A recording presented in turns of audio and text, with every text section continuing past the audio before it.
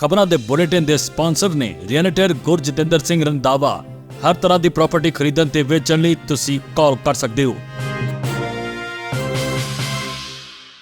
ਸਤਿ ਸ਼੍ਰੀ ਅਕਾਲ ਜੀ, ਤੁਸੀਂ ਦੇਖ ਰਹੇ ਹੋ ਪੰਜਾਬ ਮਿਲ USA ਟੀਵੀ ਤੇ ਮੈਂ ਸੁਰਭੀ। ਖਬਰਾਂ ਦੇ ਇਸ ਬੁਲੇਟਿਨ 'ਚ ਬਹੁਤ-ਬਹੁਤ ਸਵਾਗਤ। ਪੇਸ਼ ਆਂ ਦੇਸ਼ ਵਿਦੇਸ਼ ਨਾਲ ਜੁੜੀਆਂ ਹੋਈਆਂ ਕੁਝ ਖਾਸ ਤੇ ਚੋਣਵੀਆਂ ਖਬਰਾਂ। ਅਮਰੀਕਾ ਜਾਣਾ ਹੋਇਆ ਮਹਿੰਗਾ, ਭਾਰਤੀਆਂ ਦੇ ਸੁਪਨਿਆਂ ਨੂੰ ਲੱਗਾ ਵੱਡਾ ਝਟਕਾ। ਭਾਰਤੀਆਂ ਨੂੰ ਇੱਕ ਹੋਰ ਝਟਕਾ, ਹੁਣ ਕੈਨੇਡਾ PR ਹਾਸਲ ਕਰਨਾ ਹੋਇਆ ਮਹਿੰਗਾ। UAE ਗੋਲਡਨ ਵੀਜ਼ਾ ਬਾਰੇ ਗਲਤ ਜਾਣਕਾਰੀ ਲਈ ਦੁਬਈ ਸਲਾਹਕਾਰ ਸਮੂਹ ਨੇ ਮੰਗੀ ਮਾਫੀ। ਡੋਨਾਲਡ ਟਰੰਪ ਦਾ ਵੱਡਾ ਐਲਾਨ, 6 ਹੋਰ ਦੇਸ਼ਾਂ ਤੇ ਲਗਾਏ ਵਧੇਰੇ ਟੈਰਿਫ। ਲੁੱਟਖੋ ਕਰਨ ਵਾਲੇ ਗਰੋਹ ਦੇ 5 ਮੈਂਬਰ ਕੈਨੇਡਾ ਦੇ ਵਿੱਚ ਕਾਬੂ। ਟਰੰਪ ਦੇ ਇਮੀਗ੍ਰੇਸ਼ਨ ਅਫਸਰਾਂ ਨੇ ਫੜੇ 55 ਕੈਨੇਡੀਅਨ। ਹੁਣ ਇਹਨਾਂ ਖਬਰਾਂ ਦਾ ਵਿਸਤਾਰ। ਇਸ ਦੇ ਨਾਲ ਹੀ ਦੇਸ਼ ਤੇ ਵਿਦੇਸ਼ ਨਾਲ ਜੁੜੀਆਂ ਹੋਈਆਂ तमाम ਖਬਰਾਂ।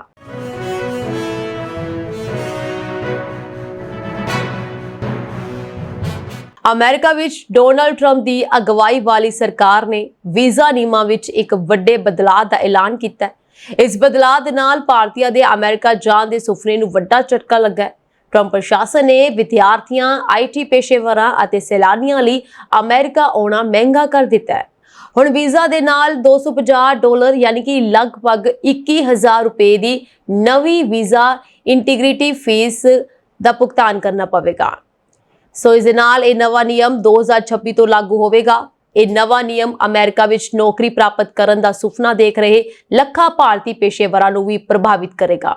ਟਰੰਪ ਸਰਕਾਰ ਇਸ ਨਵੇਂ ਨਿਯਮ ਨੂੰ ਵਨ ਬਿਗ ਬਿਊਟੀਫੁਲ ਕਾਨੂੰਨ ਦੇ ਤਹਿਤ ਲਿਆ ਰਹੀ ਹੈ। ਇਹ ਨਵਾਂ ਨਿਯਮ ਸਿੱਧੇ ਤੌਰ ਤੇ ਉਹਨਾਂ ਲੱਖਾਂ ਭਾਰਤੀ ਨਾਗਰਿਕਾਂ ਨੂੰ ਪ੍ਰਭਾਵਿਤ ਕਰੇਗਾ ਜੋ ਹਰ ਸਾਲ ਅਮਰੀਕਾ ਵਿੱਚ H1B ਵੀਜ਼ਾ ਤੇ ਕੰਮ ਕਰਨ, FM ਵੀਜ਼ਾ ਤੇ ਪੜ੍ਹਾਈ ਕਰਨ ਅਤੇ B1 B2 ਵੀਜ਼ਾ ਤੇ ਸੈਲਾਨੀ ਜਾਂ ਕਾਰੋਬਾਰੀ ਯਾਤਰਾਵਾਂ ਤੇ ਜਾਂਦੇ ਹਨ। ਇਸ ਵੇਲੇ ਭਾਰਤੀਆਂ ਨੂੰ B1 B2 ਵੀਜ਼ਾ ਲਈ $185 ਯਾਨੀ ਕਿ ਲਗਭਗ 15,800 ਰੁਪਏ ਦਾ ਭੁਗਤਾਨ ਕਰਨਾ ਪੈਂਦਾ ਹੈ। ਨਵੀਂ ਫੀਸ ਜੋੜਨ ਤੋਂ ਬਾਅਦ ਇਹ ਲਾਗਤ $250 ਹੋ ਜਾਵੇਗੀ, ਯਾਨੀ ਕਿ ਲਗਭਗ 2.5 ਗੁਣਾ। F ਜਾਂ M ਵੀਜ਼ਾ ਤੇ ਪੜ੍ਹਾਈ ਲਈ ਅਮਰੀਕਾ ਜਾਣ ਵਾਲੇ ਭਾਰਤੀ ਵਿਦਿਆਰਥੀਆਂ ਨੂੰ ਵੀ ਇਹ ਵਾਧੂ ਫੀਸ ਦੇਣੀ ਪਵੇਗੀ।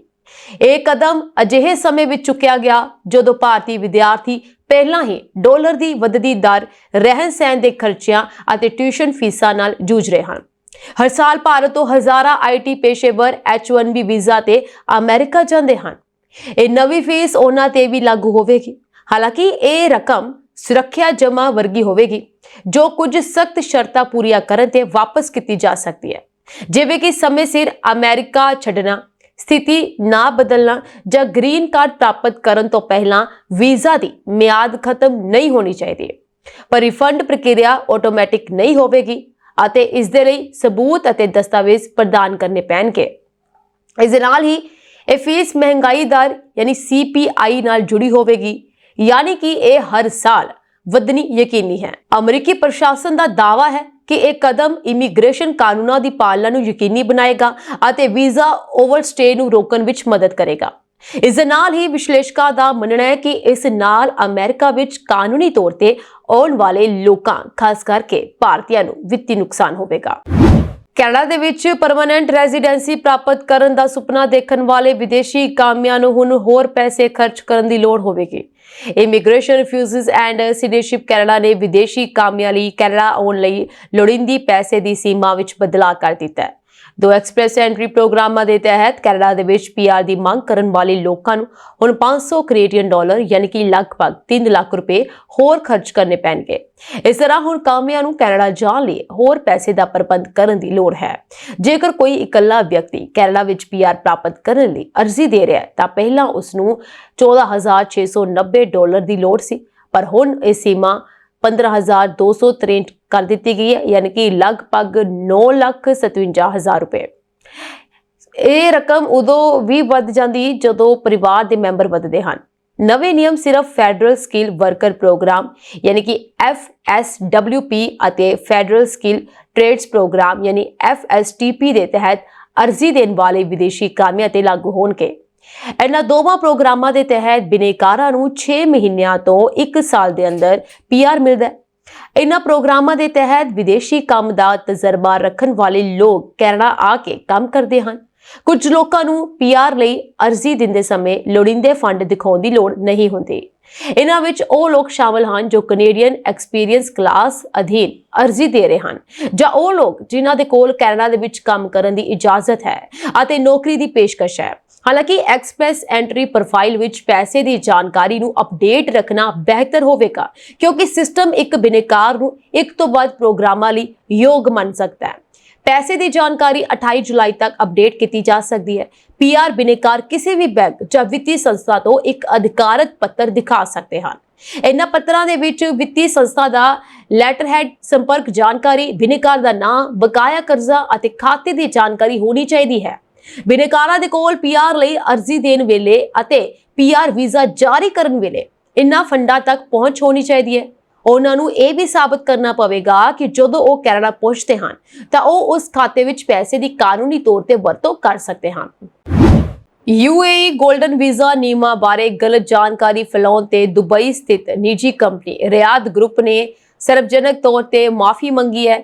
ਰਿਆਦ ਗਰੁੱਪ ਨੇ ਮੰਨਿਆ ਕਿ ਉਹਨਾਂ ਵੱਲੋਂ ਨਵੇਂ UAE ਗੋਲਡਨ ਵੀਜ਼ਾ ਨਿਯਮਾਂ ਸੰਬੰਧੀ ਮੀਡੀਆ ਵਿੱਚ ਗਲਤ ਜਾਣਕਾਰੀ ਦਿੱਤੀ ਗਈ, ਜਿਸ ਕਾਰਨ ਜਨਤਕ ਉਲਝਣ ਪੈਦਾ ਹੋਈ। ਕਈ ਮੀਡੀਆ ਰਿਪੋਰਟਾਂ ਵਿੱਚ ਦਾਅਵਾ ਕੀਤਾ ਗਿਆ ਸੀ ਕਿ UAE ਯਾਨੀ ਕਿ ਦੁਬਈ ਸਰਕਾਰ ਲਗਭਗ 23,30,000 ਦੀ ਇੱਕ ਵਾਰ ਦੀ ਅਦਾਇਗੀ ਤੇ ਜੀਵਨ ਭਰ ਲਈ ਗੋਲਡਨ ਵੀਜ਼ਾ ਜਾਰੀ ਕਰੇਗੀ। ਇਸ ਦਾਅਵੇ ਤੇ UAE ਦੀ ਪਛਾਣ, ਨਾਗਰਿਕਤਾ, ਕਸਟਮ ਅਤੇ ਬੰਦਰਗਾਹ ਸੁਰੱਖਿਆ ਲਈ ਸੰਘੀ ਅਥਾਰਟੀ ਨੇ ਸਪਸ਼ਟ ਕੀਤਾ ਹੈ ਕਿ ਇਹ ਜਾਣਕਾਰੀ ਗਲਤ ਹੈ ਅਤੇ ਅਜਿਹੀ ਕੋਈ ਯੋਜਨਾ ਉਪਲਬਧ ਨਹੀਂ ਹੈ। ਰਿਆਦ ਗਰੁੱਪ ਨੇ ਆਪਣੇ ਬਿਆਨ ਵਿੱਚ ਕਿਹਾ, ਅਸੀਂ ਹਾਲੀਆ ਰਿਪੋਰਟਾਂ ਅਤੇ ਟਿੱਪਣੀਆਂ ਕਾਰਨ ਪੈਦਾ ਹੋਈ ਜਨਤਕ ਉਲਝਣ ਲਈ ਬਿਨਾਂ ਕਿਸੇ ਸ਼ਰਤ ਮਾਫੀ ਮੰਗਦੇ ਹਾਂ। ਅਸੀਂ ਇਹ ਯਕੀਨੀ ਬਣਾਉਣ ਦੀ ਜ਼ਿੰਮੇਵਾਰੀ ਲੈਂਦੇ ਹਾਂ ਕਿ ਭਵਿੱਖ ਵਿੱਚ ਸੰਚਾਰ ਸਪਸ਼ਟ, ਸਹੀ ਅਤੇ UAE ਦੇ ਰੈਗੂਲੇਟਰੀ ਢਾਂਚੇ ਦੇ ਅਨੁਸਾਰ ਹੋਵੇ। ਉਹਨਾਂ ਨੇ ਇਹ ਵੀ ਕਿਹਾ ਕਿ ਰਿਆਦ ਗਰੁੱਪ ਦੇ ਪ੍ਰਬੰਧ ਨਿਰਦੇਸ਼ਕ ਵੱਲੋਂ ਕੀਤੀਆਂ ਕੁਝ ਜਨਤਕ ਟਿੱਪਣੀਆਂ ਗਲਤ ਸਨ ਅਤੇ ਉਹਨਾਂ ਦੀ ਭੂਮਿਕਾ ਦੀ ਗਲਤ ਵਿਆਖਿਆ ਹੋਈ ਹੈ। ਇਸ ਕਰਕੇ ਰਿਆਦ ਗਰੁੱਪ ਹੁਣ ਗੋਲਡਨ ਵੀਜ਼ਾ ਲਈ ਆਪਣੀਆਂ ਨਿੱਜੀ ਸਲਾਹਕਾਰ ਸੇਵਾਵਾਂ ਬੰਦ ਕਰ ਰਿਹਾ ਹੈ। UAE ਸਰਕਾਰ ਦਾ ਸਪਸ਼ਟੀਕਰਨ ICP ਨੇ ਆਪਣੇ ਬਿਆਨ ਦੇ ਵਿੱਚ ਕਿਹਾ ਹੈ, यानी कि UAE सरकार का इस उत्ते एक स्पष्टीकरण आया है जिस विच उन्होंने कहा कि कोई भी जीवन पर गोल्डन वीजा या फिक्स्ड कीमत प्रोग्राम उपलब्ध नहीं है। गोल्डन वीजा दियां कुछ श्रेणियां हैं, शर्तां अते नियमां सिर्फ अधिकारत कानूनां अते मंत्री पद्धर दे फैसले अनुसार ही लागू हुंदे हैं। सारियां गोल्डन वीजा अर्जियां नूं UAE दे अंदर अधिकारत सरकारी चैनलों राही संभालिया जांदा है। किसी भी अंदरूनी या बाहरी सलाहकार संस्था नूं अधिकारत धिर वजों मानता नहीं है। ICP ने चेतावनी दी है कि गलत जानकारी के आधार पर किसी भी व्यक्ति या संस्था नूं फीस ना दी जाए। उन्होंने सारे इच्छुक व्यक्तियों नूं अपील की है कि वह सिर्फ अधिकारत स्रोतां ते ही जानकारी लैण या ICP दे वैबसाइट या एक नंबर दिता गया जिस ते कॉल करके पुष्टि की जा सकती है।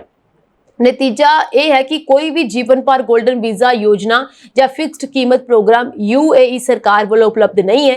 गोल्डन वीजा लई सिर्फ अधिकारत सरकारी चैनलों राही ही अर्जी दिओ। गैर कानूनी दावियां तो बचो अते अपने दस्तावेज या फीस किसी भी निजी संस्था नूं ना दिओ। हमेशा अधिकारत स्रोतां तो ही जानकारी लैण अते संदेह होण ते ICP नाल संपर्क करो। अमरीकी राष्ट्रपति डोनाल्ड ट्रंप ने ਵਪਾਰਕ ਮੋਰਚੇ ਤੇ ਵੱਡਾ ਕਦਮ ਚੁੱਕਦੇ ਹੋਏ 6 ਹੋਰ ਦੇਸ਼ਾਂ ਤੇ ਨਵੇਂ ਟੈਰਿਫ ਲਗਾਉਣ ਦਾ ਐਲਾਨ ਕੀਤਾ ਹੈ। ਇਨ੍ਹਾਂ ਦੇਸ਼ਾਂ ਵਿੱਚ Iraq, Libya, Algeria, Philippines, Brunei ਅਤੇ ਮੋਲਡੋਵਾ ਸ਼ਾਮਲ ਹਨ। ਇਸ ਤਰੀਕੇ ਨਾਲ ਟਰੰਪ ਹੁਣ ਤੱਕ ਲਗਭਗ 20 ਦੇਸ਼ਾਂ ਤੇ ਟੈਰਿਫ ਲਗਾ ਚੁੱਕੇ ਹਨ। ਕਿਸ ਦੇਸ਼ ਤੇ ਕਿੰਨਾ ਟੈਰਿਫ ਲਗਾਇਆ ਗਿਆ ਇਸ ਵਾਰ ਤੁਹਾਨੂੰ ਦੱਸਾਂ ਕਿ ਦੇਸ਼ ਅਲਜੀਰੀਆ ਦੀ ਜਿਵੇਂ ਗੱਲ ਕਰਾਂ ਤੇ ਉਸ ਉੱਤੇ 30% ਟੈਰਿਫ ਲਗਾਇਆ ਗਿਆ। ਦੈਨ ਇਰਾਕ ਤੇ ਵੀ 30, ਲੀਬੀਆ ਤੇ 30, ਫਿਲੀਪੀਨਜ਼ ਤੇ 20, ਬਰੂਨੇਈ ਤੇ 25, ਮੋਲਡੋਵਾ ਤੇ ਵੀ 25% ਟੈਰਿਫ ਲਗਾਇਆ ਗਿਆ। ਟਰੰਪ ਪ੍ਰਸ਼ਾਸਨ ਵੱਲੋਂ ਇਨ੍ਹਾਂ ਦੇਸ਼ਾਂ ਦੇ ਨੇਤਾਵਾਂ ਨੂੰ ਨਵੇਂ ਟੈਰਿਫਾਂ ਬਾਰੇ ਸੂਚਿਤ ਕਰ ਦਿੱਤਾ ਗਿਆ ਹੈ। ਇਹ ਟੈਰਿਫ ਅਮਰੀਕੀ ਵਪਾਰ ਘਾਟੇ ਅਤੇ ਨਿਰਯਾਤ ਵਿੱਚ ਆ ਰਹੀਆਂ ਰੁਕਾਵਟਾਂ ਦੇ ਜਵਾਬ ਵਿੱਚ ਲਗਾਏ ਗਏ ਹਨ। ਟਰੰਪ ਨੇ ਸਾਰੇ ਦੇਸ਼ਾਂ ਨੂੰ 1 ਅਗਸਤ ਤੱਕ ਟੈਰਿਫਾਂ 'ਚ ਰਾਹਤ ਦਿੱਤੀ ਹੈ, ਪਰ ਚੀਨ ਨੂੰ ਇਸ ਵਿੱਚ ਸ਼ਾਮਲ ਨਹੀਂ ਕੀਤਾ ਗਿਆ। ਚੀਨ ਤੇ ਪਹਿਲਾਂ ਹੀ ਟੈਰਿਫ ਲਗਾਏ ਜਾ ਚੁੱਕੇ ਹਨ। ਟਰੰਪ ਨੇ ਕਿਹਾ ਹੈ ਕਿ ਜੇਕਰ ਕਿਸੇ ਦੇਸ਼ ਨੂੰ ਟੈਰਿਫਾਂ ਤੇ ਇਤਰਾਜ਼ ਹੈ ਤਾਂ ਉਹ ਦੇਸ਼ ਦਾ ਆਗੂ ਗੱਲਬਾਤ ਕਰ ਸਕਦਾ ਹੈ। ਟਰੰਪ ਨੇ ਆਪਣਾ ਮਤਲਬ ਸਾਫ਼ ਕਰਦੇ ਹੋਏ ਕਿਹਾ ਕਿ ਅਮਰੀਕਾ ਕੁਝ ਦੇਸ਼ਾਂ ਨਾਲ ਵਪਾਰ ਵਿੱਚ ਲਗਾਤਾਰ ਨੁਕਸਾਨ ਉਠਾ ਰਿਹਾ ਹੈ। ਦੇਸ਼ ਅਮਰੀਕਾ ਨਾਲ ਵਪਾਰ ਕਰਕੇ ਫਾਇਦਾ ਉਠਾ ਰਹੇ ਹਨ। ਇਸੇ ਕਰਕੇ ਅਸੀਂ ਹੁਣ ਇਹਨਾਂ ਦੇਸ਼ਾਂ ਤੇ ਟੈਰਿਫ ਲਗਾਉਣ ਲਈ ਮਜਬੂਰ ਹਾਂ ਜੋ ਅਮਰੀਕਾ ਦਾ ਫਾਇਦਾ ਚੁੱਕ ਰਹੇ ਸੀ। ਜੇਕਰ ਕਿਸੇ ਦੇਸ਼ ਨੂੰ ਇਸ ਨਾਲ ਕੋਈ ਸਮੱਸਿਆ ਹੈ ਤਾਂ ਉਹ ਉਸ ਦੇਸ਼ ਦੇ ਸਿਖਰਲੇ ਨੇਤਾ ਨੂੰ ਇਸ ਬਾਰੇ ਗੱਲ ਕਰਨੀ ਪਵੇਗੀ। ਟਰੰਪ ਦੀ ਨਵੀਂ ਟੈਰਿਫ ਨੀਤੀ ਨਾਲ ਅਮਰੀਕੀ ਵਪਾਰ ਤੇ ਡੂੰਘਾ ਅਸਰ ਵੀ ਪੈ ਸਕਦਾ ਹੈ। ਹੁਣ ਦੇਖਣਾ ਇਹ ਹੋਵੇਗਾ ਕਿ ਇਨ੍ਹਾਂ ਦੇਸ਼ਾਂ ਦੀ ਪ੍ਰਤੀਕਿਰਿਆ ਕੀ ਰਹਿੰਦੀ ਹੈ ਅਤੇ ਕੀ ਅਮਰੀਕਾ ਵਿਦੇਸ਼ ਵਪਾਰ ਸੰਬੰਧ ਹੋਰ ਤਣਾਅਪੂਰਨ ਹੋਣਗੇ ਜਾਂ ਨਹੀਂ।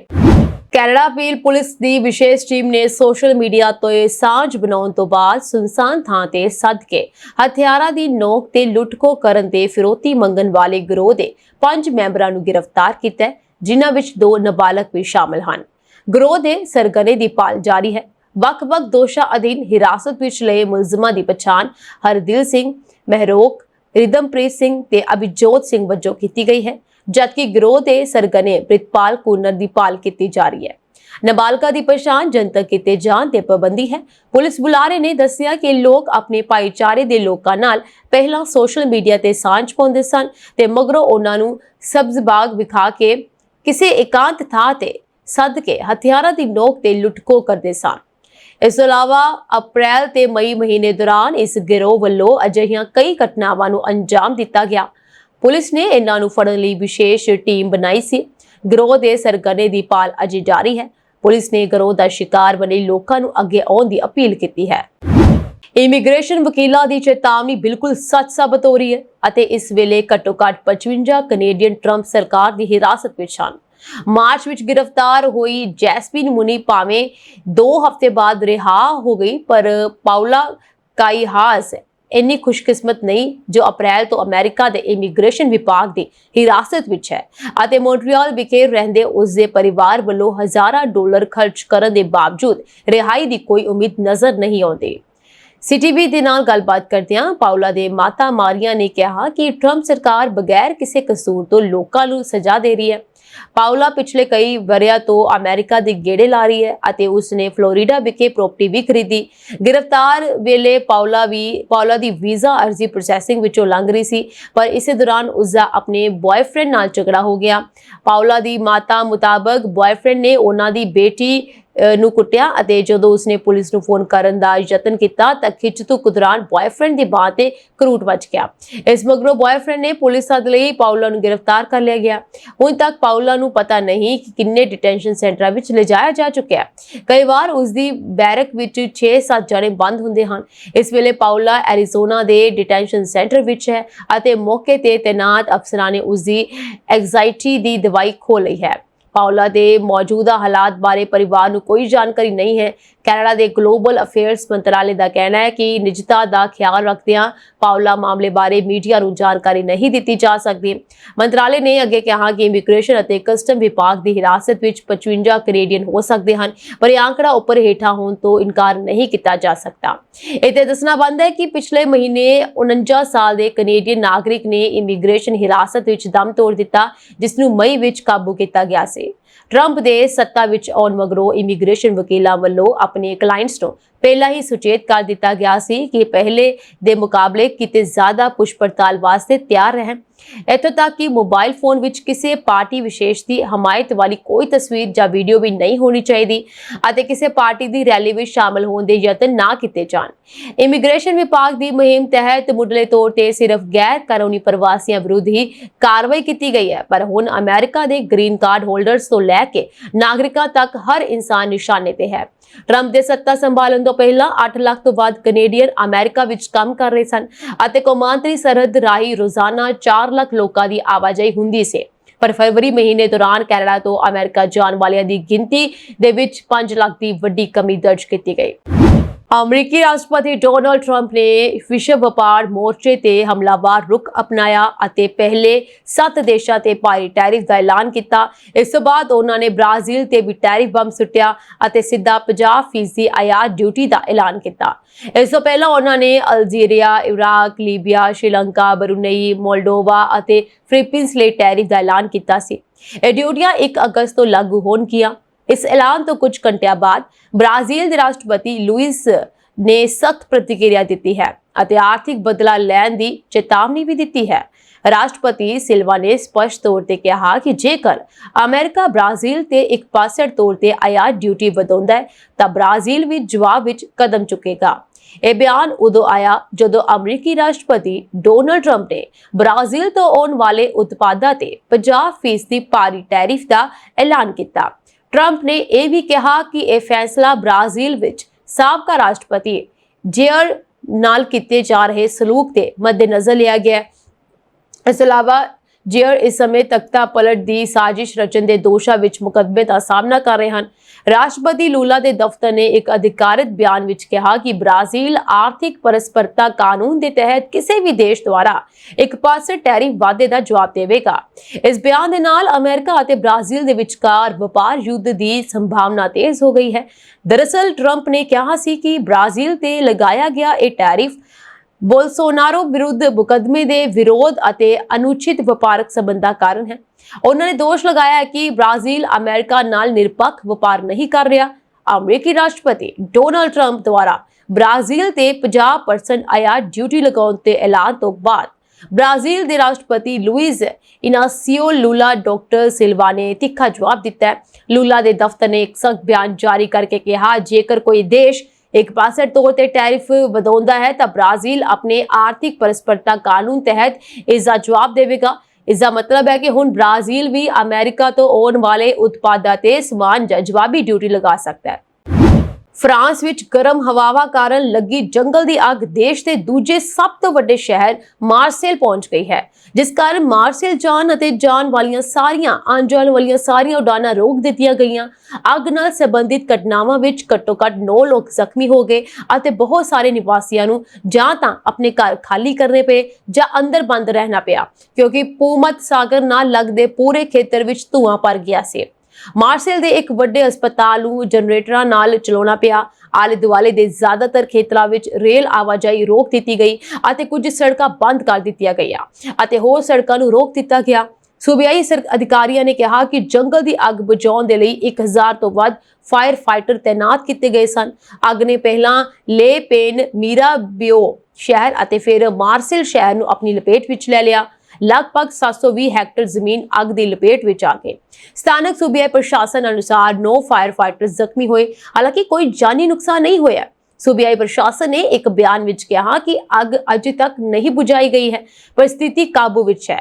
ਪ੍ਰਸ਼ਾਸਨ ਨੇ ਅੱਗ ਨੂੰ ਖਾਸ ਤੌਰ ਤੇ ਘਾਤਕ ਦੱਸਿਆ। ਮਾਰਸੇਲ ਹਵਾਈ ਅੱਡੇ ਨੇ ਐਲਾਨ ਕੀਤਾ ਹੈ ਕਿ ਦੁਪਹਿਰ ਵੇਲੇ ਰਨਵੇ ਬੰਦ ਕਰ ਦਿੱਤਾ ਗਿਆ ਸੀ। ਸੂਬਿਆਈ ਪ੍ਰਸ਼ਾਸਕ ਨੇ ਕਿਹਾ ਕਿ ਮਾਰਸੇਲ ਦੇ ਇੱਕ ਸੁੰਦਰ ਖੇਤਰ ਲਾਈਸਟਾਕ ਵਿੱਚ ਪਟੜੀਆਂ ਦੇ ਨੇੜੇ ਅੱਗ ਲੱਗਣ ਤੋਂ ਬਾਅਦ ਰੇਲ ਆਵਾਜਾਈ ਰੋਕ ਦਿੱਤੀ ਗਈ ਸੀ। ਨੇਪਾਲ ਦੇ ਰਸੂਵਾ ਜ਼ਿਲ੍ਹੇ ਵਿੱਚ ਮੌਨਸੂਨ ਦੀ ਭਾਰੀ ਬਾਰਿਸ਼ ਕਾਰਨ ਇੱਕ ਨਦੀ ਵਿੱਚ ਹੜ੍ਹ ਆਉਣ ਕਾਰਨ ਘੱਟੋ-ਘੱਟ 9 ਲੋਕਾਂ ਦੀ ਮੌਤ ਹੋ ਗਈ ਅਤੇ 19 ਹੋਰ ਲਾਪਤਾ ਹੋ ਗਏ। ਨਾਲ ਹੀ ਦੇਸ਼ ਨੂੰ ਚੀਨ ਦੇ ਨਾਲ ਜੋੜਨ ਵਾਲਾ ਫ੍ਰੈਂਡਸ਼ਿਪ ਬ੍ਰਿਜ ਹੜ੍ਹ ਕਾਰਨ ਰੁੜ ਗਿਆ। ਉਧਰ ਹੀ ਸੋਮਵਾਰ ਰਾਤ ਨੂੰ ਚੀਨ ਵਿੱਚ ਮੌਲੇਤਾਰ ਮੌਨਸੂਨ ਦੀ ਬਾਰਿਸ਼ ਕਾਰਨ ਨੇਪਾਲ ਵਿੱਚ ਪੋਟੇ ਕੋਸ਼ੀ ਨਦੀ ਵਿੱਚ ਹੜ੍ਹ ਆ ਗਿਆ ਸੀ। ਰਾਸ਼ਟਰੀ ਆਫਤ ਜੋਖਮ ਘਟਾਉਣ ਅਤੇ ਪ੍ਰਬੰਧਨ ਅਥਾਰਟੀ ਦੇ ਡਾਇਰੈਕਟਰ ਜਨਰਲ ਦਿਨੇਸ਼ ਭੱਟ ਨੇ ਮੀਡੀਆ ਨੂੰ ਦੱਸਿਆ ਕਿ ਹੁਣ ਤੱਕ 9 ਲੋਕਾਂ ਦੀ ਮੌਤ ਹੋ ਚੁੱਕੀ ਹੈ, ਇੱਕ ਵਿਅਕਤੀ ਜ਼ਖਮੀ ਹੈ, 19 ਲੋਕ ਲਾਪਤਾ ਹਨ ਅਤੇ 57 ਲੋਕਾਂ ਨੂੰ ਬਚਾਇਆ ਗਿਆ। ਨੇਪਾਲ ਸਰਕਾਰ ਨੇ ਹੜ੍ਹਾਂ ਵਿੱਚ ਮਾਰੇ ਗਏ ਲੋਕਾਂ ਦੇ ਪਰਿਵਾਰ ਨੂੰ 2-2 ਲੱਖ ਰੁਪਏ ਦਾ ਮੁਆਵਜ਼ਾ ਦੇਣ ਦਾ ਐਲਾਨ ਕੀਤਾ ਹੈ। ਲਾਪਤਾ ਲੋਕਾਂ ਵਿੱਚ 6 ਚੀਨੀ ਨਾਗਰਿਕ ਅਤੇ 3 ਪੁਲਿਸ ਕਰਮਚਾਰੀ ਵੀ ਸ਼ਾਮਲ ਹਨ। ਭੱਟ ਨੇ ਕਿਹਾ ਕਿ ਕਾਠਮੰਡੂ ਤੋਂ 120 ਕਿਲੋਮੀਟਰ ਉੱਤਰ ਪੂਰਬ ਵਿੱਚ ਰਸੂਵਾ ਜ਼ਿਲ੍ਹੇ ਦੇ ਕੁਝ ਹਿੱਸਿਆਂ ਵਿੱਚ ਆਏ ਅਚਾਨਕ ਹੜ੍ਹਾਂ ਨੇ ਮਿਤੇਰੀ ਪੁਲ, ਰਸੂਵਾ ਗਦੀ, ਪਨ ਬਿਜਲੀ ਪਲਾਂਟ ਅਤੇ ਨੇਪਾਲ ਚੀਨ ਸਰਹੱਦ ਦੇ ਨੇੜੇ ਸਥਿਤ ਸੁੱਕੇ ਬੰਦਰਗਾਹ ਤੇ ਕੁਝ ਹਿੱਸਿਆਂ ਨੂੰ ਪੂਰੀ ਤਰ੍ਹਾਂ ਨੁਕਸਾਨ ਪਹੁੰਚਾਇਆ। ਸਵੇਰੇ 3:15 ਵਜੇ ਦੇ ਕਰੀਬ ਆਏ ਹੜ੍ਹ ਵਿੱਚ ਮਿਤੇਰੀ ਪੁਲ ਰੁੜ ਗਿਆ ਸੀ। ਨਦੀ ਵਿੱਚ ਆਏ ਹੜ੍ਹ ਵਿੱਚ 23 ਕਾਰਗੋ ਕੰਟੇਨਰ, 6 ਕਾਰਗੋ ਟਰੱਕ ਅਤੇ 35 ਇਲੈਕਟ੍ਰਿਕ ਵਾਹਨ ਵੀ ਰੁੜ ਗਏ। ਹੜ੍ਹਾਂ ਨੇ ਜ਼ਿਲ੍ਹੇ ਵਿੱਚ 4 ਪਨ ਬਿਜਲੀ ਪ੍ਰੋਜੈਕਟਾਂ ਨੂੰ ਨੁਕਸਾਨ ਪਹੁੰਚਾਇਆ, ਜਿਸ ਨਾਲ ਰਾਸ਼ਟਰੀ ਬਿਜਲੀ ਗ੍ਰਿਡ ਨੂੰ ਘੱਟੋ-ਘੱਟ 211 ਮੈਗਾਵਾਟ ਬਿਜਲੀ ਦੀ ਸਪਲਾਈ ਪ੍ਰਭਾਵਿਤ ਹੋਈ ਹੈ। ਦੱਖਣੀ ਕੋਰੀਆ ਦੀ ਇੱਕ ਅਦਾਲਤ ਨੇ ਦਸੰਬਰ 'ਚ ਮਾਰਸ਼ਲ ਲਾਅ ਲਾਗੂ ਕਰਨ ਨਾਲ ਸੰਬੰਧਿਤ ਦੋਸ਼ਾਂ ਨੂੰ ਲੈ ਕੇ ਸਾਬਕਾ ਰਾਸ਼ਟਰਪਤੀ ਯੂਨ ਸੁਕ ਯੇਉਲ ਦੀ ਗ੍ਰਿਫਤਾਰੀ ਨੂੰ ਮਨਜ਼ੂਰੀ ਦੇ ਦਿੱਤੀ ਹੈ। ਅਦਾਲਤ ਨੇ ਵਿਸ਼ੇਸ਼ ਵਕੀਲ ਦੇ ਇਸ ਦਾਅਵੇ ਨੂੰ ਸਵੀਕਾਰ ਕਰ ਲਿਆ ਕਿ ਯੂਨ ਵੱਲੋਂ ਸਬੂਤਾਂ ਨੂੰ ਖਤਮ ਕਰਨ ਦਾ ਖਤਰਾ ਹੈ। ਅਪ੍ਰੈਲ 'ਚ ਸੰਵਿਧਾਨਕ ਅਦਾਲਤ ਨੇ ਯੂਨ ਤੇ ਚਲਾਏ ਗਏ ਮਹਾਦੋਸ਼ ਨੂੰ ਬਰਕਰਾਰ ਰੱਖਿਆ, ਜਿਸ ਤੋਂ ਬਾਅਦ ਉਹਨਾਂ ਨੂੰ ਰਾਸ਼ਟਰਪਤੀ ਅਹੁਦੇ ਤੋਂ ਹਟਾ ਦਿੱਤਾ ਗਿਆ ਸੀ। ਪਿਛਲੇ ਸਾਲ ਸਾਊਦੀ ਅਰਬ ਵਿੱਚ ਮੌਤ ਦੀ ਸਜ਼ਾ ਵਿੱਚ ਭਾਰੀ ਵਾਧਾ ਹੋਇਆ। ਇਸ ਸਬੰਧ ਵਿੱਚ ਐਮਨੈਸਟੀ ਇੰਟਰਨੈਸ਼ਨਲ ਨੇ चिंता प्रगट की है। एमनेस्टी इंटरनेशनल ਦੇ ਵਰਕਰਾਂ ਨੇ ਕਿਹਾ ਕਿ ਸਾਊਦੀ ਅਰਬ ਵਿੱਚ ਮੌਤ ਦੀ ਸਜ਼ਾ ਵਿੱਚ ਵਾਧਾ ਹੋਇਆ ਹੈ। ਇਸਨੇ ਗੈਰ ਹਿੰਸਕ ਨਸ਼ਿਆਂ ਨਾਲ ਸੰਬੰਧਿਤ ਮਾਮਲਿਆਂ ਵਿੱਚ ਮੌਤ ਦੀ ਸਜ਼ਾ ਵਿੱਚ ਵਾਧੇ ਤੇ ਚਿੰਤਾ ਪ੍ਰਗਟ ਕੀਤੀ ਹੈ। ਐਮਨੈਸਟੀ ਦੇ ਅਨੁਸਾਰ ਸਾਊਦੀ ਅਰਬ ਨੇ ਪਿਛਲੇ ਸਾਲ 345 ਲੋਕਾਂ ਨੂੰ ਮੌਤ ਦੀ ਸਜ਼ਾ ਸੁਣਾਈ। ਇਹ ਆંકੜਾ ਪਿਛਲੇ 3 ਦਹਾਕਿਆਂ ਵਿੱਚ ਸੰਗਠਨ ਦੁਆਰਾ ਦਰਜ ਕੀਤਾ ਗਿਆ ਸਭ ਤੋਂ ਵੱਧ ਹੈ। ਇਸ ਸਾਲ ਦੇ ਪਹਿਲੇ ਅੱਧ ਵਿੱਚ जनवरी 2025 ਤੋਂ यानी कि ਉਸ ਤੋਂ ਬਾਅਦ ਜੂਨ 2025 ਤੱਕ 180 ਲੋਕਾਂ ਨੂੰ ਮੌਤ ਦੀ ਸਜ਼ਾ ਸੁਣਾਈ ਗਈ। ਅਜਿਹੀ ਸਥਿਤੀ ਵਿੱਚ ਹੁਣ ਇਹ ਅੰਦਾਜ਼ਾ ਲਗਾਇਆ ਜਾ ਰਿਹਾ ਹੈ ਕਿ ਇਹ ਰਿਕਾਰਡ ਇੱਕ ਵਾਰ ਫਿਰ ਟੁੱਟ ਸਕਦਾ ਹੈ। ਮਨੁੱਖੀ ਅਧਿਕਾਰ ਸੰਗਠਨ ਰੀਪਰੀਵ ਦੇ ਅਨੁਸਾਰ ਇਸ ਸਾਲ ਹੁਣ ਤੱਕ ਫਾਂਸੀ ਦਿੱਤੇ ਗਏ ਲਗਭਗ 2/3 ਲੋਕਾਂ ਨੂੰ ਗੈਰ ਹਿੰਸਕ ਨਸ਼ਿਆਂ ਦੇ ਮਾਮਲਿਆਂ ਵਿੱਚ ਦੋਸ਼ੀ ਠਹਿਰਾਇਆ ਗਿਆ ਸੀ। ਐਮਨੈਸਟੀ ਦੇ ਅਜਿਹੇ ਮਾਮਲਿਆਂ ਵਿੱਚ ਮੌਤ ਦੀ ਸਜ਼ਾ ਬਾਰੇ ਵੀ ਚਿੰਤਾ ਪ੍ਰਗਟ ਕੀਤੀ ਹੈ। ਸਾਊਦੀ ਅਰਬ ਨੇ ਅਜੇ ਤੱਕ ਇਹ ਸਪਸ਼ਟ ਨਹੀਂ ਕੀਤਾ ਹੈ ਕਿ ਉਹ ਇੰਨੀ ਵੱਡੀ ਗਿਣਤੀ ਵਿੱਚ ਮੌਤ ਦੀ ਸਜ਼ਾ ਦੀ ਵਰਤੋਂ ਕਿਉਂ ਕਰ ਰਿਹਾ ਹੈ ਅਤੇ ਉਹ ਵੀ ਖਾਸ ਕਰਕੇ ਗੈਰ ਹਿੰਸਕ ਨਸ਼ੀਲੇ ਪਦਾਰਥਾਂ ਦੇ ਮਾਮਲਿਆਂ ਵਿੱਚ। ਇਸ ਤੋਂ ਇਲਾਵਾ ਪ੍ਰੈਸ ਦੇ ਅਨੁਸਾਰ ਜਦੋਂ ਸਾਊਦੀ ਅਧਿਕਾਰੀਆਂ ਨੂੰ ਇਨ੍ਹਾਂ ਮੌਤਾਂ ਦੀ ਸਜ਼ਾ ਬਾਰੇ ਪੁੱਛਿਆ ਗਿਆ ਤਾਂ ਉਹਨਾਂ ਨੇ ਕੋਈ ਜਵਾਬ ਨਹੀਂ ਦਿੱਤਾ। ਹਾਲਾਂਕਿ ਸਾਊਦੀ ਅਰਬ ਵਿੱਚ ਮੌਤ ਦੀ ਸਜ਼ਾ ਦੀ ਵੱਧ ਰਹੀ ਗਿਣਤੀ 2022 ਵਿੱਚ ਕਰਾਊਨ ਪ੍ਰਿੰਸ ਮੁਹੰਮਦ ਬਿਨ ਸਲਮਾਨ ਦੁਆਰਾ ਦਿੱਤੇ ਗਏ ਬਿਆਨ ਦੇ ਬਿਲਕੁਲ ਉਲਟ ਹੈ, ਜਿਸ ਵਿੱਚ ਉਹਨਾਂ ਨੇ ਕਿਹਾ ਸੀ ਕਿ ਸਾਊਦੀ ਹੁਣ ਸਿਰਫ ਕਤਲ ਦੇ ਮਾਮਲਿਆਂ ਵਿੱਚ ਹੀ ਮੌਤ ਦੀ ਸਜ਼ਾ ਦਿੰਦਾ ਹੈ। ਸਾਊਦੀ ਅਰਬ ਦੇ ਕਰਾਊਨ ਪ੍ਰਿੰਸ ਨੇ ਇਹ ਬਿਆਨ ਦਿੱਤਾ ਸੀ। ਦ ਐਟਲਾਂਟਿਕ ਨੂੰ ਦਿੱਤੇ ਇੱਕ ਇੰਟਰਵਿਊ ਵਿੱਚ ਸਾਊਦੀ ਅਰਬ ਦੇ ਕਰਾਊਨ ਪ੍ਰਿੰਸ ਮੁਹੰਮਦ ਬਿਨ ਸਲਮਾਨ ਨੇ ਕਿਹਾ ਸੀ ਕਿ ਜਿੱਥੋਂ ਤੱਕ ਮੌਤ ਦੀ ਸਜ਼ਾ ਦਾ ਸਵਾਲ ਹੈ, ਅਸੀਂ ਇਸ ਨੂੰ ਇੱਕ ਸ਼੍ਰੇਣੀ ਯਾਨੀ ਨਸ਼ੀਲੇ ਪਦਾਰਥਾਂ ਨੂੰ ਛੱਡ ਕੇ ਖਤਮ ਕਰ ਦਿੱਤਾ ਹੈ, ਜੋ ਕਿ ਕੁਰਾਨ ਵਿੱਚ ਸਪਸ਼ਟ ਤੌਰ ਤੇ ਲਿਖਿਆ ਹੈ। ਇਸ ਲਈ ਅਸੀਂ ਇਸ ਵਿੱਚ ਕੁਝ ਨਹੀਂ ਕਰ ਸਕਦੇ, ਭਾਵੇਂ ਕੁਝ ਵੀ ਹੋਵੇ, ਕਿਉਂਕਿ ਇਹ ਕੁਰਾਨ ਦੀ ਸਿੱਧੀ ਸਿੱਖਿਆ ਹੈ। ਯੂਕਰੇਨ ਦੀ ਹਵਾਈ ਸੈਨਾ ਨੇ ਕਿਹਾ ਕਿ ਰੂਸ ਨੇ ਰਾਤੋਂ-ਰਾਤ ਯੂਕਰੇਨ ਤੇ 728 ਸ਼ਾਹਿਦ ਅਤੇ ਡਿਕੋਏ ਡਰੋਨ ਦੇ ਨਾਲ-ਨਾਲ 13 ਮਿਜ਼ਾਈਲਾਂ ਦਾਗੀਆਂ। ਸੈਨਾ ਨੇ ਦੱਸਿਆ ਕਿ ਹਵਾਈ ਰੱਖਿਆ ਨੇ 296 ਡਰੋਨ ਅਤੇ 7 ਮਿਜ਼ਾਈਲਾਂ ਨੂੰ ਡੇਗ ਦਿੱਤਾ, ਜਦਕਿ 415 ਹੋਰ ਡਰੋਨ ਰਡਾਰਾਂ ਤੋਂ ਗੁੰਮ ਹੋ ਗਏ ਜਾਂ ਜਾਮ ਹੋ ਗਏ। ਇਸ ਹਮਲੇ ਵਿੱਚ ਜ਼ਿਆਦਾਤਰ ਯੂਕਰੇਨ ਦੇ ਪੱਛਮੀ ਵੋਲੀਨ ਖੇਤਰ ਅਤੇ ਵੋਲੀਨ ਖੇਤਰ ਦੀ ਰਾਜਧਾਨੀ ਲੁਤਸਕ ਨੂੰ ਨਿਸ਼ਾਨਾ ਬਣਾਇਆ ਗਿਆ, ਜੋ ਕਿ ਯੂਕਰੇਨ ਦੇ ਉੱਤਰ ਪੱਛਮ ਵਿੱਚ ਪੋਲੈਂਡ ਅਤੇ ਬੈਲਾਰੂਸ ਦੀ ਸਰਹੱਦ ਨਾਲ ਲੱਗਦੇ ਹਨ। ਗਾਜ਼ਾ ਵਿੱਚ ਜੰਗਬੰਦੀ ਅਤੇ ਬੰਦਕਾਂ ਦੀ ਰਿਹਾਈ ਨੂੰ ਲੈ ਕੇ ਇਜ਼ਰਾਈਲ ਦੇ ਨਾਲ ਚੱਲ ਰਹੀ ਗੱਲਬਾਤ ਦੇ ਵਿਚਕਾਰ ਫਲਸਤੀਨੀ ਕੱਟੜਪੰਥੀ ਸਮੂਹ ਹਮਾਸ ਨੇ ਇੱਕ ਵੱਡਾ ਐਲਾਨ ਕੀਤਾ। ਹਮਾਸ ਨੇ ਕਿਹਾ ਕਿ ਉਹ 10 ਇਜ਼ਰਾਈਲੀ ਬੰਦਕਾਂ ਨੂੰ ਰਿਹਾ ਕਰੇਗਾ। ਇਸਲਾਮੀ ਸਮੂਹ ਦਾ ਇਹ ਬਿਆਨ ਕਤਰ ਦੀ ਵਿਚੋਲਗੀ ਵਿੱਚ 4 ਦਿਨਾਂ ਦੀ ਅਸਿੱਧੀ ਗੱਲਬਾਤ ਤੋਂ ਬਾਅਦ ਆਇਆ। ਇਸ ਦੌਰਾਨ ਅਮਰੀਕਾ ਨੇ ਸੰਕੇਤ ਦਿੱਤਾ ਹੈ ਕਿ ਇਸ ਹਫ਼ਤੇ ਦੇ ਅੰਤ ਤੋਂ ਪਹਿਲਾਂ 60 ਦਿਨਾਂ ਦੀ ਜੰਗਬੰਦੀ ਸਮਝੌਤੇ ਤੇ ਸਹਿਮਤੀ ਬਣ ਜਾਵੇਗੀ। ਹਮਾਸ ਅਤੇ ਇਜ਼ਰਾਈਲ ਦੋਵਾਂ ਨੇ ਜੰਗਬੰਦੀ ਬਾਰੇ ਸਕਾਰਾਤਮਕ ਗੱਲ ਕੀਤੀ ਹੈ, ਪਰ ਕਈ ਮਹੱਤਵਪੂਰਨ ਮੁੱਦੇ ਅਜੇ ਵੀ ਬਣੇ ਹੋਏ ਹਨ।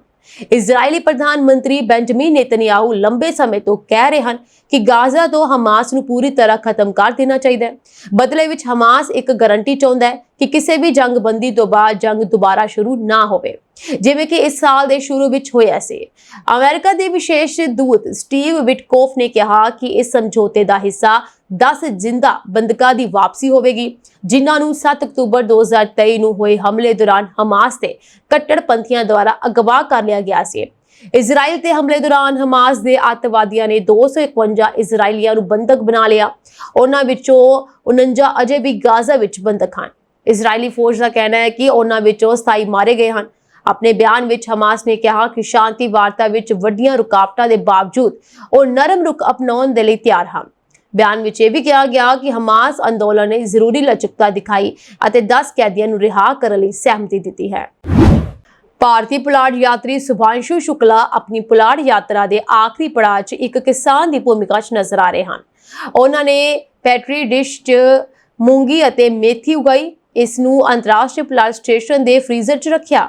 ਇਸ ਦੀ ਤਸਵੀਰ ਵੀ ਸਾਂਝੀ ਕੀਤੀ ਹੈ। ਸ਼ੁਕਲਾ ਨੇ ਇੱਕ ਅਧਿਐਨ ਦੇ ਤਹਿਤ ਕੀਤਾ ਹੈ ਤਾਂ ਜੋ ਇਹ ਪਤਾ ਲਾਇਆ ਜਾ ਸਕੇ ਕਿ ਮਾਈਕਰੋਗ੍ਰੈਵਿਟੀ ਪੌਦਿਆਂ ਦੇ ਉਗਣ ਅਤੇ ਸ਼ੁਰੂਆਤੀ ਵਿਕਾਸ ਨੂੰ ਕਿਵੇਂ ਪ੍ਰਭਾਵਿਤ ਕਰਦੀ ਹੈ।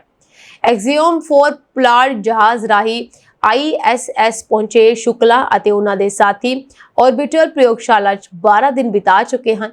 ਉਹਨਾਂ ਦੇ 10 ਜੁਲਾਈ ਤੋਂ ਬਾਅਦ ਕਿਸੇ ਵੀ ਦਿਨ ਧਰਤੀ ਤੇ ਵਾਪਸ ਆਉਣ ਦੀ ਉਮੀਦ ਹੈ। ਅਮਰੀਕੀ ਪੁਲਾੜ ਏਜੰਸੀ ਨਾਸਾ ਨੇ ਅਜੇ ਤੱਕ ISS ਤੋਂ ਐਕਸੀਓਮ 4 ਪੁਲਾੜ ਯਾਨ ਦੇ ਵੱਖ ਹੋਣ ਦੀ ਮਿਤੀ ਦਾ ਐਲਾਨ ਨਹੀਂ ਕੀਤਾ ਹੈ। ISS ਪਹੁੰਚੇ ਐਕਸੀਓਮ 4 ਮਿਸ਼ਨ ਦੀ ਮਿਆਦ 14 ਦਿਨਾਂ ਤੱਕ ਹੈ। ਇਹ ਸਾਂਝੀ ਦੇਸ਼ ਤੇ ਵਿਦੇਸ਼ ਨਾਲ ਜੁੜੀਆਂ ਹੋਈਆਂ ਕੁਝ ਖਾਸ ਤੇ ਚੋਣਵੀਆਂ ਖਬਰਾਂ ਹੋਰ ਅਪਡੇਟਸ ਨਾਲ ਜੁੜੇ ਰਹਿਣ ਦੇ ਲਈ ਤੁਸੀਂ ਬਣੇ ਰਹੋ ਜੀ ਸਾਡੇ ਚੈਨਲ ਪੰਜਾਬ ਯੂਨੀਵਰਸਿਟੀ ਦੇ ਨਾਲ। ਮੈਨੂੰ ਦੋ ਜੀ ਆਗਿਆ, ਤੁਹਾਡੇ ਸਭ ਦਾ ਬਹੁਤ ਬਹੁਤ ਧੰਨਵਾਦ।